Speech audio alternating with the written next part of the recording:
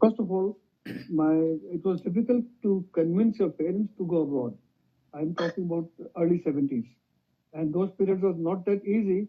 Our father will allow you to go abroad, but I was lucky enough to go to study. I was doing my business management there.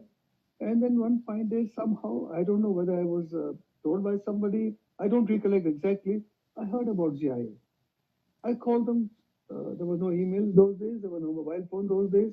I called them and came to know that they have a distance learning program because did not want to spend more time being the eldest son. I want to come back to India and help my father. So when I came to know, I wrote to them, and yes, I joined the distance learning program. All the assignments came to me. I was answering all those and doing side by side with my uh, course.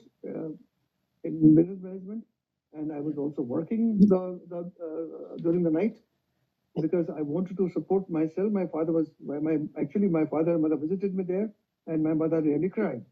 She wouldn't want me to work there. I said, no, nothing doing. Let me earn my own living, or at least some be part of it. So I was working in an iron foundry for that matter, and it was a night shift. So that's okay. That was part of the work. We must all go through it. So when I came to know about this, I joined the program. I used to do my assignments, and I enjoyed it very much. It was a learning process because you learn a different part from GIA. What I learned from my father, from my family, was totally different than what scientific things I came to know through GIA, which perhaps I wouldn't have known otherwise. And I'm not going into details that your students will learn. Their alumni, they already know what you teach. But the best part is if you have to combine your experience or your knowledge, what you learn from your parents or for doing business, with the scientific knowledge, it gives you a great depth insight. And this also not only helps in your own learning process, it also helps in your selling.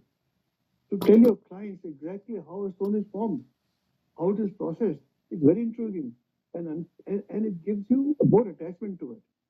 So everybody who has learned, who has gone through this process, must share a few things with their clients. It may be boring for some, but at least some of them will lend their ear to it and will be able to understand that this process is just not buying stone and selling stone.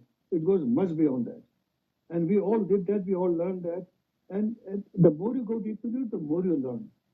My father used to say, you never stop learning in this business.